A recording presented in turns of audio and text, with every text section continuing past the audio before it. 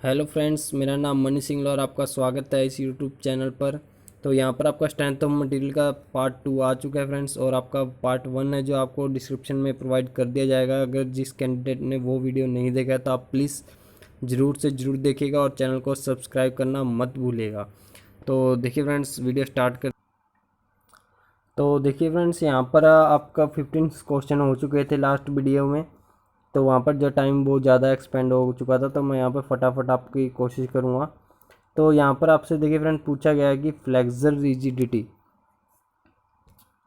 Rigidity के बारे में यहाँ पे पूछा गया आपसे। तो यहाँ पर आपने जो है एक फॉर्मूला बताना है। तो आपके फ्लेक्सर रिजिडिटी का फॉर्मूला बताएंगे आप। तो यहाँ पर ml³ - 2। तो ये फॉर्मूला वाकई आजकल नहीं पूछा जाएगा, आप इसको लर्न मत कीजिएगा किसी तरीके से। तो आपसे पूछा जाता है कि limiting value of Poisson ratio की आपसे लिमिटिंग वैल्यू पूछी जा रही है। तो ये आपको पता होगा कि 0.5 आपने मैक्सिमम आपने रीड आउट करा होगा, लेकिन ये -1 से स्टार्ट होते हैं। ये भी आपको याद रखना है। मूवमेंट टिश्यूज़ के अंदर जो -1 पाई जाती है। यहाँ पर आपको कोई स्ट्रक्चरल एलिमेंट या स्ट्रक्चरल प्रोडक्ट या स्ट्रक्चरल मटेरियल के बारे में ऐसा कुछ एक्सप्लेनेशन नहीं दिया गया कि आपको किसके बारे में बतानी है। तो आप इसीलिए इसे -1 से स्टार्ट करेंगे, अदरवाइज़ आप 0 to 0.5 इसको कह सकते थे। लेकिन यहाँ पर आपको जो है कंप्लीट नहीं बताया गया। तो अब आपको जो मैं आपको याद करवा देता हूँ, सभी पॉइजन रेशियो की वैल्यू भी आपको पता होनी चाहिए, क्योंकि मैंने आपको बोला था कि हर क्वेश्चन के साथ आपका थ्योरेटिकल पोर्शन क्लियर किया जाएगा। तो आप सबसे पहले कॉर्क को याद कीजिए। कॉर्क यानी कि जो आपका वुडन का आपका ऊपर का प्लाई सा या पापड़ सा होता है, तो उसकी होती है आपकी 0 पॉइजन रेशियो वैल्यू। उसके बाद आपको याद रखनी होती है कि ग्लास का पॉइजन रेशियो क्या रहेगा। तो वो रहेगा 0.1 to 0.05 तक आपका ग्लास का पॉइजन रेशियो रहता है। फिर हम बात करते हैं कंक्रीट की, तो आपका वो 0.1 रहता है या 0.2 रहता है। फिर इसके बाद हमारी बात होती है कि मेटल की। तो यहाँ पर आपको अगर कन्फ्यूज़न नहीं हो रही है तो बेस्ट है। अगर आपका कन्फ्यूज़न होती है तो मैं आपको जो है डाउट क्लियर कर देता हूँ। यहाँ पर आपका 0.25 से लेके आपका 0.33 लिखा जाता है। ये होता है आपका मेटल का। तो अब इसके अंदर आपको जो है कन्फ्यूज़न क्या रहती होगी, मैं आपको वही बता देता हूँ। इससे आगे आपका माइल्ड स्टील या स्टील, एल्यूमिनियम, तो उनकी आपके अंदर यहाँ पर कुछ है जो वैल्यू बताई जाती हैं। तो उनकी आपकी वैल्यू क्या रहती है, जैसे मैं आपको बोल देता हूँ। अपने स्टील की वैल्यू है, स्टील का पॉइजन रेशियो क्या रहेगा, आपको 0.28 आपने याद किया होगा। और आपको अब अगर क्वेश्चन पूछा जाता है कि आपको मेटल की पॉइजन रेशियो बताना है, तो आप कहेंगे स्टील मेटल है। तो यहाँ पर ये आप अदरवाइज़ याद ही मत कीजिए तो बेस्ट रहेगा, क्योंकि 0.25 से 0.33 आपको जो है कंप्लीट मेटल का एक्सप्लेनेशन दिया गया। वो मेटल किस तरीके से हो सकते हैं, स्टील हो सकता है, एल्यूमिनियम हो सकता है, जैसे 0.33। तो ये दोनों आपकी वैल्यू हैं जिसके अंदर आ चुकी हैं। उसके अलावा अगर आपसे बात पूछी जाए, जैसे मैं आपको बता देता हूँ, ये आपसे पूछा जा रहा है कि इलास्टिक मेटल, ये आपकी मेटल की बात हो रही है। और इसके अलावा अगर इलास्टिक मटेरियल की बात की जाए, मटेरियल यानी कि रबड़ की बात की जाए, तो उसका पॉइजन रेशियो आपका रहेगा 0.5। आपने ये पॉइजन रेशियो की टेबल्स है जो टिप्स पे कर लेनी चाहिए, क्योंकि ये इजी भी है और मोस्ट इम्पोर्टेंट भी रहेगी। इसके अलावा ये क्वेश्चन आता है कि प्रिज्मेटिक बार का। तो इस फॉर्मूले का फ्रेंड्स देखिए कोई सलूशन नहीं है। मैं आपके सामने झूठ नहीं बोलना चाहता कि इसको आप ऐसे कर लीजिए वैसे कर लीजिए, इसका मेरे पास कोई सलूशन नहीं है। मैं आपको ये सजेशन करूँगा कि आप डायरेक्ट याद कीजिए। अगर आपके पास इसका कोई सलूशन है तो आप दी बेस्ट हैं, तो आप वहाँ से याद कीजिएगा। गुप्ता एंड गुप्ता में भी इसको एज इट ऐसे का ऐसे लिखा गया है, वहाँ पर कोई एक्सप्लेनेशन है जो इसके बारे में नहीं दी गई है। और इसका मैं आपको जो है डायरेक्ट आंसर बता देता हूँ। यहाँ पर थोड़ा आई थिंक मिस्टेक है, तो इसका ब्रैकेट आप यहाँ पे क्लोज करेंगे तो यहाँ पर कुछ स्केयर आता है, यानी कि 1 + ब्रैकेट बन E - E का स्केयर इंटू V। ये आपका जो एग्जैक्ट फॉर्मूला रहता है। इसके अलावा यहाँ पर आपका नेक्स्ट क्वेश्चन आता है, when a member is subjected to axial tensile load the greatest normal stress is equal to, किसके इक्वल रहेगी, वो आपकी रहेगी twice the maximum shear stress.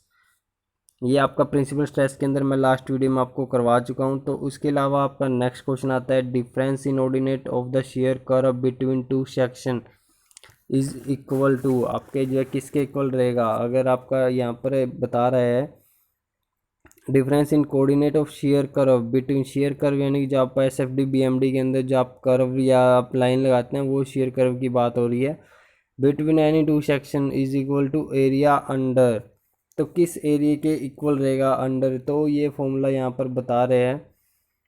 तो वो किसके इक्वल रहेगा, वो इक्वल रहेगा load curve between this two section plus point load applied between the section, तो वो उस सेक्शन के बीच में अप्लाई किए गए लोड के इक्वल रहेगा। वो कैसे रहेगा, जैसे हम बता देते हैं कि यहाँ पर मैंने लोड लगाया, यहाँ पर लोड लगाया, तो ये रिएक्शन हुई है मेरी, जहाँ पर जितना यहाँ पर लोड रहेगा, यानी कि मैं एज एग्जांपल यहाँ पे मान लेता हूँ मैंने 40 न्यूटन का लोड लगाया, तो रिएक्शन आपकी 20-20 ट्रांसफ़र हो चुकी है, 20 होगी, ये 20 होगी, क्योंकि मैंने यहाँ पर जो लोड है जो बिल्कुल सेंटर में लगाया हुआ है। तो जैसे अब आपका इसका शेयर फोर्स डायग्राम बनाने निकलते हैं, तो शेयर फोर्स डायग्राम ऐसे बनता है, यहाँ पर प्लस आएगा, यहाँ पे माइनस आएगा, क्योंकि आपने ये रिएक्शन भी आपने याद करी होगी, आई थिंक ये आपने याद करा होगा कि शेयर फोर्स डायग्राम के अंदर ये फंक्शन होता है। अगर हम लेफ़्ट साइड से चल रहे हैं, अगर हम लेफ़्ट साइड से चलते हैं तो आप अपवर्ड को पॉजिटिव लेते हैं, तो हम यहाँ से चलें अपवर्ड पॉजिटिव रहेगा। इसलिए आपको सबसे पहले फ्रेंड्स आपको ये शेयर फोर्स डायग्राम बनाना आना चाहिए, कि आपने अब कंफ्यूज हो गए कि प्लस या माइनस, तो ये आपको क्लियर होना चाहिए।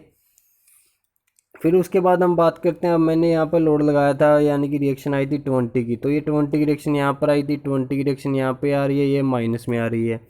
अब इन दोनों के बीच का डिफरेंस कितना है, डिफरेंस आपका रह रहा है कि ये 40 में डिफरेंस रह रहा है, यानी कि 20 - 20, और ये माइनस का साइन चेंज होएगा, तो आपका जो है लोड के इक्वल ही रहेगा, तो इसलिए आपका यहाँ पर ए आंसर है जो करेक्ट रहेगा। उसके अलावा यहाँ पर आपका नेक्स्ट क्वेश्चन आता है, मैक्सिमम ओब्लिक्विटी आपकी 60 डिग्री है।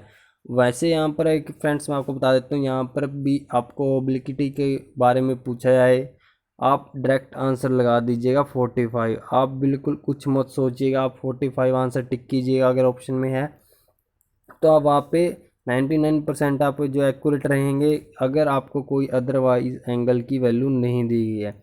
जैसे यहाँ पर आपको 60 दी गई, तो आपको इसको इंक्लूड करना होगा, आपको इसे प्लस करना होगा, लेकिन डायरेक्ट आप प्लस मत कीजिएगा। तो आपको यहाँ पर क्या करना है, आपने देखा होगा π/4 + 5/2, ऐसा एक फॉर्मूला आपने सुना होगा। ये फॉर्मूला लिखा होता है ओब्लिक्विटी एंगल के लिए, जो मेजर प्रिंसिपल एंगल को इंडिकेट करता है। तो π/4 यानी कि आपका एंगल यहाँ से निकलता है 45 डिग्री, यानी कि 180/4 आप करते हैं, 180 π/4 चौकी चौकी 16, 4 पंजे 20 आपने करा होगा। तो यहाँ से 45 निकलता है। पाई की वैल्यू यहाँ पर 22/7 नहीं लेते, ये आपने याद रखना है, ये वैल्यू नहीं लेंगे। अब एंगल की टर्म में अगर बात करते हैं तो वहाँ पे 180 वैल्यू होती है। फाई आपको गिवन है 60/2 करेंगे आप, यहाँ पे 30 डिग्री आएगा, 30 का आप 45 में प्लस कर दीजिएगा, तो आपका यहाँ पर निकलता है 75। इसके अलावा नेक्स्ट क्वेश्चन आता है, if a thin wall hollow square circular section have same thickness and area, और वहाँ पर आपकी टॉर्क लग रही है, तो आपके लिए कौन सा सेक्शन बेस्ट रहेगा। ये आपको फ्रेंड्स याद होगा, सर्कुलर बेस्ट रहता है या स्क्वायर बेस्ट रहता है, तो आपका स्क्वायर बेस्ट रहता है। अगर आपकी आई सेक्शन की बात की जाए वो सेपरेट बात होती है, तो आपका जो है स्क्वायर सेक्शन है जो दी बेस्ट रहता है। आपका नेक्स्ट क्वेश्चन आता है कि क्रॉस सेक्शन दिया गया है, सब्जेक्टेड टू यूनिएक्सियल लोड वहाँ पर लगाया गया है, टेंजेंशियल स्ट्रेस लगाई गई है 0 डिग्री पे, 0 नहीं फ्रेंड्स, यहाँ पर थीटा आएगा, थीटा पे आपकी स्ट्रेस लगाई गई है। तो आपको यहाँ पर है जो कोई भी टर्म में जो आपका नहीं दिया है, तो आपको यहाँ पर मैंने ऑप्शन नहीं दिए इसलिए आपको कन्फ्यूज़न हो रहा होगा। तो यहाँ पर आपको जो है एक फार्मूला बताना है, जो क्या रहता है, जैसे हमने P1 - P2 / 2 into sine 2 theta, ये आपने याद किया है, प्रिंसिपल स्ट्रेस का टॉपिक्स है ये। और यहाँ पर यूनिएक्सियल स्ट्रेस की बात की है, जैसे मैंने आपको एक्सियल स्ट्रेन की बताया था कि सिग्मा वाई सिग्मा जेड दोनों 0 हो जाएंगे और सिग्मा एक्स हमारा रहता है। वैसे ही यहाँ पर है जो आपने क्या करना है, P2 को 0 कर देना है, P1 रहेगा, तो P1 / 2 साइन 2 थीटा आपका जो है एग्जैक्ट आंसर आ जाएगा। उसके अलावा हम बात करते हैं, if A shaft of diameter D, length L length L has been loaded axially, यानी कि आपकी कोई शाफ्ट है, आपने एक्चुअली इसको लोडेड किया है, then ratio of change in the diameter of the original is called. तो आपका जो है डायमीटर में जो चेंज आएगा तो वो आपका किसके अंदर आएगा, तो डायमीटर में चेंज देखिए फ्रेंड्स आपका आएगा लेटरल स्ट्रेन, आपकी वो लेटरल स्ट्रेन कहलाएगी। क्यों कहलाएगी, अगर आप इसको स्ट्रेच करते हैं ये आपकी चीज़ें जो कॉन्ट्रैक्ट होएगी, और ये वाली चीज़ आपकी क्या है लेटरल स्ट्रेन है, ये आपकी लॉन्गिट्यूडनल है, तो इसीलिए आपका जो है लेटरल स्ट्रेन के अंदर आपका चेंज आएगा, तो हम उसे क्या बोलते हैं, लेटरल स्ट्रेन बोलते हैं। इसके अलावा नेक्स्ट क्वेश्चन हमारा आता है कि young modulus of elasticity for a perfectly rigid body is, आपको ई निकालना है। ई का मैंने आपको फार्मूला बताया था आपको, एक तो 2g 1 प्लस म्यू, मैं आपको ये बता चुका हूँ। एक मैंने आपको बताया था 3k 1 माइनस 2 म्यू, आपको ये मैंने आपको फार्मूले बताए थे। एक आपको बताया था 9kg ओवर में 3k प्लस में जी, मैंने आपको ये कुछ 4 फार्मूले जो है लगभग मैं आपको बता चुका हूँ, तो इस फार्मूले से भी आप इजीली निकाल सकते हैं। अदरवाइज़ आपको क्या करना होगा, आपको अगर एक सिंपल सा फार्मूला भी अगर आपको याद है, यानी कि मैं आपको कह देता हूँ कि स्ट्रेस इज इक्वल टू आपके ने स्ट्रेस ओवर में स्ट्रेन आपने करा होगा यंग मॉडुलस ऑफ इलास्टिसिटी। अब आपको यहाँ पर बोला गया रिजिड बॉडी है, भाई रिजिड बॉडी है तो वहाँ पर स्ट्रेन या कुछ चेंजेस तो आएंगे नहीं ना, उस पर कोई स्ट्रेस का फ़र्क ही नहीं पड़ेगा, उसके ऊपर कोई इफेक्टेड ही नहीं है, तो आप स्ट्रेस ओवर में स्ट्रेन आप लगा देते हैं जीरो। मैंने कहा अभी यहाँ पर कोई चेंज नहीं आ रहा है, स्ट्रेन मेरी जीरो है, स्ट्रेन मेरी जीरो है, यंग मॉडुलस आपने निकालना है स्ट्रेस ओवर में स्ट्रेन। अब आपने एक टर्म मैथ में कही होगी 1/0 इज इक्वल टू किसके होता है, इन्फिनिटी के, और 0/1 किसके इक्वल होता है, जीरो के। तो ये अब 1/0 हो चुका है, स्ट्रेस तो लगा रहे हैं हम, रिजिड है हमें तभी तो पता लगा। अब आपको क्या पता कि वो रिजिड है, अब आपको पता है कि स्ट्रेस मैंने लगाया लेकिन उसके ऊपर कोई चेंज नहीं आया, यानी कि वो रिजिड बॉडी है, यानी कि आपका स्ट्रेस लगा है। तो अब यहाँ पर आपको आंसर लगाना होगा इन्फिनिटी, ये आप देख सकते हैं यहाँ पर आपने इन्फिनिटी आंसर लगाना होगा, क्योंकि आपका कोई अफेक्टेड नहीं हो रहा है, वहाँ पे रिजिड बॉडी है।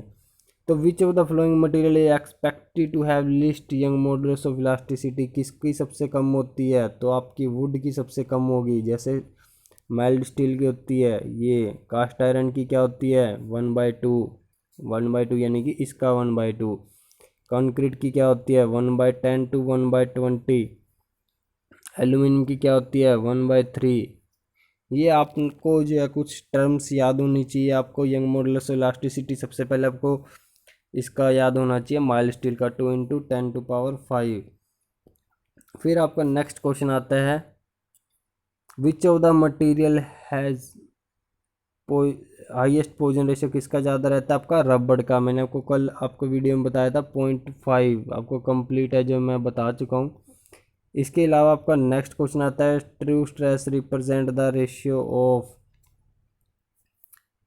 ये वीडियो फ्रेंड्स आपकी जो है काफ़ी लंबी हो चुकी है, 15 मिनट आई थिंक हो चुका है। तो आपके अलावा इसके अलावा नेक्स्ट वीडियो में जो है जितना भी आपका कवरेज रहेगा नेक्स्ट क्वेश्चन आपके हो जाएंगे। तो ये आपके 27 क्वेश्चन हो चुके हैं, तो मैं आपकी कोशिश करूँगा 3 से 4 वीडियो के अंदर अंदर आपका कंप्लीट करूँगा। मैं चाहता हूँ कि आपको मैक्सिमम एक्सप्लेनेशन मिले ताकि आपका कोई डाउट ना रहे।